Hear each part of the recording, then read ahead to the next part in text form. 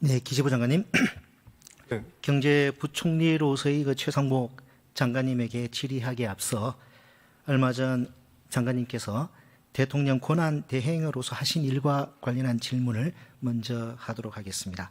좀 불편하실 수 있을 것 같습니다. 하지만 주권자인 국민의 목소리를 대변해야 할 국회의원의 헌법적 의무에 따라 질문하는 것임을 말씀드립니다.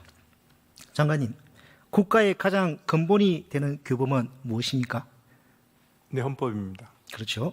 가장 근본 규범인 헌법은 법질서, 경제질서 등 모든 질서의 기준이 되는 것이죠. 네, 그렇습니다. 일반 시민도 아닌 고위공직자가 국가의 근본 규범인 헌법을 무시하고 지키지 않으면 국가의 법질서, 경제질서는 뿌리채 흔들리고 국가 운영의 불안정성, 불확실성은 극도로 커지게 되겠죠. 아무래도 부정적인 영향이 있겠죠. 국가의 근본 규범인 헌법을 지키지 않거나 헌법을 해석하는 헌법기관인 헌법재판소의 결정을 이행하지 않는 공직자는 공직자로서의 자격이 있습니까? 없습니까? 글쎄 지금 이 질문에 대해서만 답해 주세요. 복잡하게 생각하실 거 없습니다. 복잡하게 생각하는 게 아닙니다. 의원님께서 어떤 질문을 하실 걸 제가 알고 있기 때문에 답변을 이렇게 단답형을 드릴 수 없다는 말씀을 드리는 겁니다. 다시 한번 묻겠습니다. 국가의 근본 규범인 헌법을 지키지 않거나 헌법을 해석하는 헌법기관인 헌법재판소의 결정을 이행하지 않는 공직자는 공직자의 자격이 있습니까? 없습니까? 이행해야 됩니다. 없죠. 자격이 없죠. 이행해야 됩니다. 그러니까. 그죠? 이행하지 않는 공직자 자격이 없죠. 네, 이행해야 됩니다. 장관님, 근데 왜 헌법 안 지키시고 헌법재판소의 결정도 준수하지 않으셨습니까? 준수하지 않은 게 아닙니다. 준수하려고 노력을 했습니다. 그게 노력한 거라고 지금 강변하고 계시는 겁니까? 저는 헌법 질서가 돌아가기 위해서 두 사람을 임명을 했고요. 그걸 합병에 대해서 우리 주권자 임명하려고 국민들께서 노력을 했고요. 이해할 수 있다고 아니, 생각하십니까? 제 설명도 들어보셔야 되지 않겠습니까? 됐습니다, 장관님. 장관님은 권한대행 시절 국회가 선출한 헌법재판관을 장기간 임명하지 않는 위헌적이고 불법적인 직무유기로 정치적 불확실성을 정대하고 장기화시켰습니다. 대통령 권한대행 하실 때 위헌 위법한 행위로 인해서 큰 혼란과 어려움을 겪으신 우리 국민들께 이 자리를 빌려 사과하실 용의 없으십니까? 그렇게 의원님께서 말씀하신 부분에 대해서도 저도 좀 안타깝게 생각합니다. 다만, 안타깝기만 하십니까? 제 얘기 좀 들어보시죠. 그 두 사람을 임명하고 나서 국무위원들의 반대가 심했습니다. 근데 국무회의도 헌법기관입니다. 그래서 일단은 헌재 판결이 결정이 났을 때 저 따르려고 노력을 했고요. 장관님, 근데 그때 헌재 결정이 헌법재판소의 결정을 다른 국무위원들이 따르지 않아도 된다 그러면 안 따라도 되는 겁니까? 그게 아닙니다. 헌법은 국무회의가 절대 돌아가는 명령입니다. 것도 헌법기관이 돌아가야 되는 것이고요. 됐습니다. 그 당시에는 저 총리하고 대통령의 이미 변론 정의를 끝난 상황입니다. 저도 노력을 했고요. 자, 그러면 사과하실 용의가 없으시다는 거네, 지금도. 사과하실 용의 없으십니까? 최대한 노력을 했다는 말씀을 드립니다. 사과하지 않으시네요. 좋습니다. 법적으로, 역사적으로 준엄한 심판을 받게 될 것입니다. 자, 장관님. 자영업자 관리에서 질의하겠습니다. 지난 15일 국회 현안 질의에서 존경하는 안도걸 의원님께서 자영업자가 어렵다는 질의를 하셨습니다. 이에 대해서 장관께서는 자영업자 하시는 분들도 결국 구조적인 요인들의 변화에 못 따라간 부분도 있다. 자영업자 분께서 어려운 부분은 경기적인 이유도 있지만 온라인 판매가 늘어난 구조적인 요인도 있다. 재정을 써서 되는 것들이 아니기 때문에 시간이 필요했다라고 답변하신 적 있죠. 답변 시간이 짧아서요. 안도걸 의원님은 재정을 말씀하셨기 때문에 예, 제가 여러 시간 관계상 필요하다는 말씀하신 적이 있으시죠? 내가 이 자영업자의 어려움을 모른다 이런 말씀드린 건 아닙니다. 네, 물론 장관님 말씀처럼 소위 디지털 플랫폼이 삶의 곳곳을 차지하면서 자영업 행태에 큰 변화가 있는 것은 사실입니다. 그 과정에서 플랫폼 본사와 자영업자들 간의 갈등도 커지고 있습니다. 장관님, 지금 배달의 민족 본사 앞에서 자영업자들이 농성하고 있는 사실 알고 계십니까? 네, 언론에서 봤습니다. 혹시 며칠째 하고 계신 줄 아십니까? 정확히 모르겠습니다. 무려 77일째입니다. 이분들이 왜 농성하는 줄 알고 계시죠? 네, 알고 있습니다. 네, 배달 수수료 문제, 배보다 배꼽이 더 큰 문제를 해결해 달라는 것입니다. 이 과정에서 장관님 혹시 어떤 역할 하신 거 있으십니까?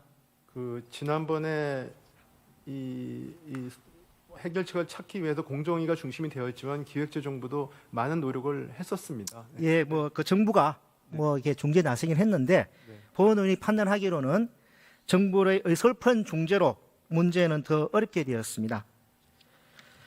24년 7월에 정부 주도로 배달앱 상생 협의체가 출범하고 11월에 수수료 협상이 타결되었으나 배달의 민족은 상생 협의체 출범 직전에 배달 중개 수수료를 6.8에서 9.8%로 인상을 했다가 협상 때 9.8을 7.8로 인하하는 꼼수를 쓰고 배달비도 인상해서 협상 후에 자영업자의 피해가 더 커졌기 때문입니다.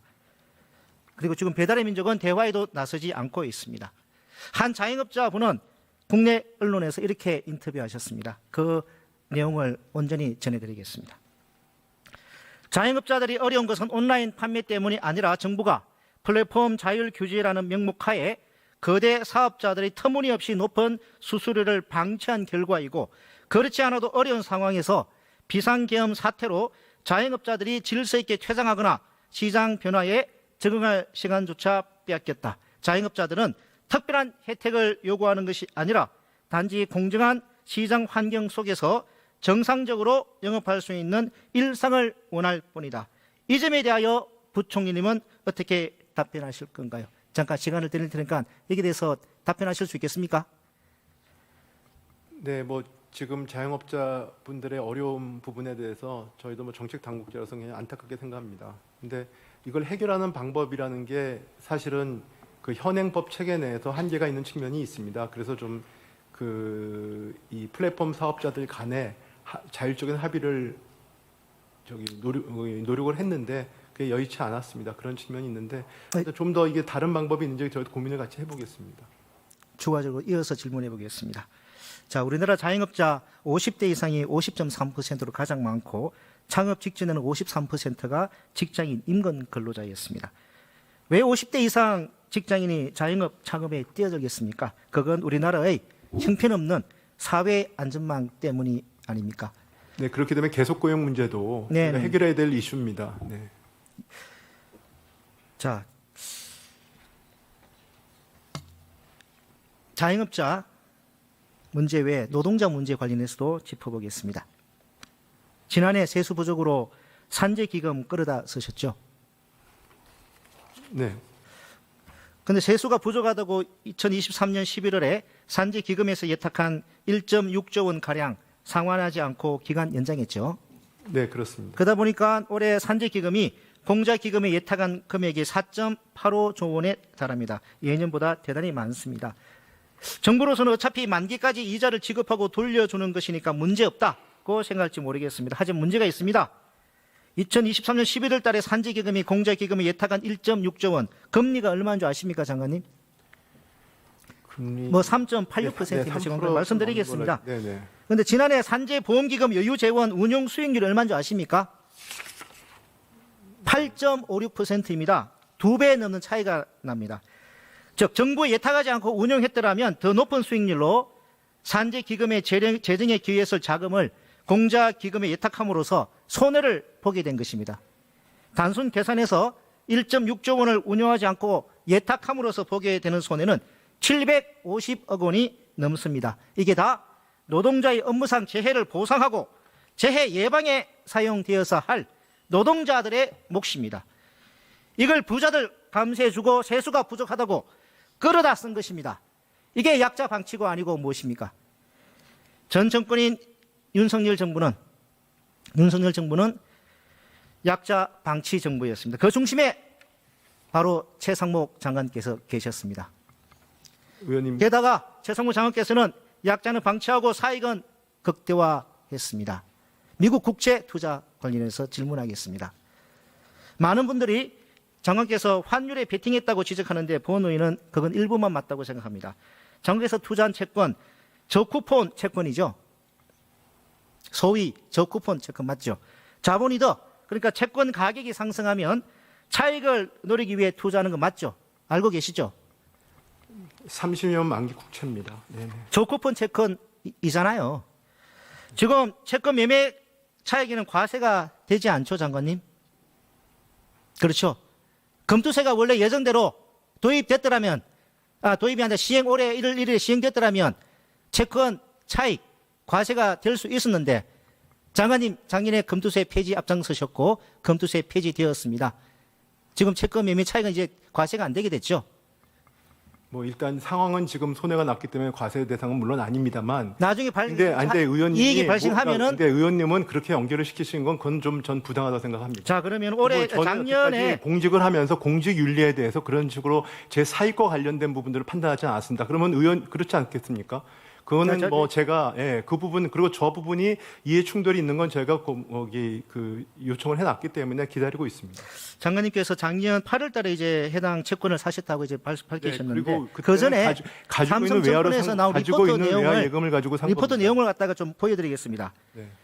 검투세가 시행되면 채권의 자본 차익에 대해서도 세금이 부과되어서 저쿠폰 채권의 장점이 사라질 수 있었지만 이제 그런 걱정을 덜 수 있게 된 것이다.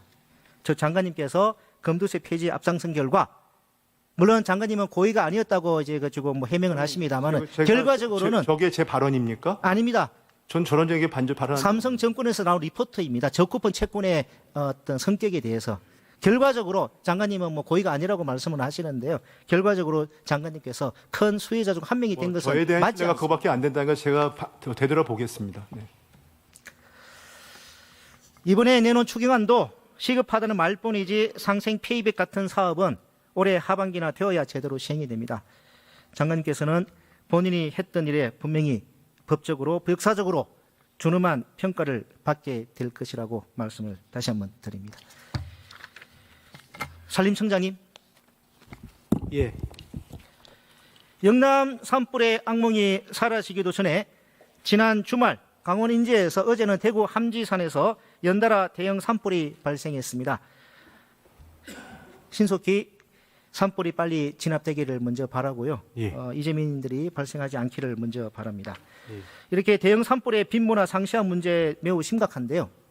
청장님, 그 인목 밀도를 조절해서 산림의 가치를 높이고 산불의 위험도를 낮추자는 취지로 숲 가꾸기 사업이 진행되고 있죠. 예, 맞습니다. 근데 그 벌채대 목채에 대한 정보는 관리가 되고 있습니까?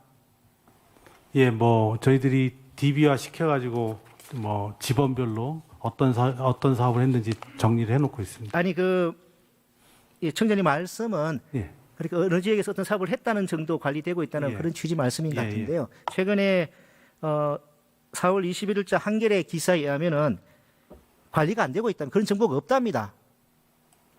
그거는 구규림에 대해서는 구규림에서 생산된 목재, 숙각포기로 인해서 생산된 목재가 유통되는 거는 저희들이 판매된 데가 다 파악이 되는데 사유림에서 뭐 매각되거나 판매된 목재에 대해서는 저희가 다 일일이 파악하기 좀 어려운 시점입니다. 그 기사 내용과 좀 다른 것 같은데요. 자, 청장님, 숲 가꾸기 사업 올해만 해도 2,400억 예산 투입되었죠. 예, 매년 2천억 원이 넘는 예산이 좀 집행되는 것 같습니다. 예, 산림청 예산 탑3 안에 드는 대형 사업인데 그 한겨레 그 기사 언론의 보도에 의하면은 벌채목의 처리 방법은 물론 몇 년생 어떤 나무를 베었는지 관리가 되고 있지 않다고 그 언론 보도가 되었거든요. 예. 이 때문에 이제 일각에서는 숲 가꾸기 사업에 의문을 좀 제기하는 예. 그런 뭐 시각이 있는 것 같습니다. 또 인도 건설도 마찬가지입니다. 예. 청장님, 그 해발 900m의 높은 봉우리에 위치한 산불 현장에 접근할 임도가 없어 진화 인력을 투입하는 데 많은 어려움이 있다고 말씀하신 적이 있으시죠? 예, 산청의 지리산 국립공원 관련된 진화 상황에서 말씀드린 상황입니다.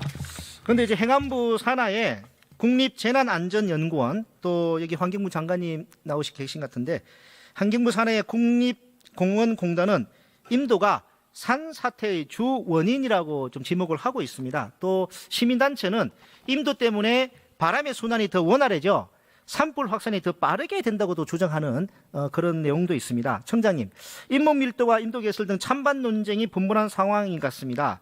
산불이 발생할 때마다 등장했다가 산불이 잠잠해지면 잊히는 도돌이표 논쟁 이제 끝내야 하지 않겠습니까? 예, 그래서 국회에서 산불 특위가 이제 가동되는 것과 별개로 숲 가꾸기 사업과 임도 개설 등 산림청과 산불 재난을 둘러싼 논쟁을 종실 필요가 있는 것 같습니다. 예, 본회의는 청문회를 개최해서 관련 부처, 시민단체, 환경단체 전문가들이 한자리에 모여 집단지성으로 해결책을 모색하고 합리적인 대화.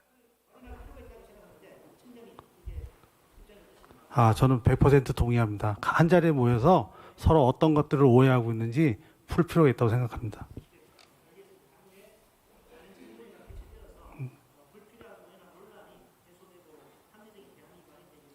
예, 알겠습니다.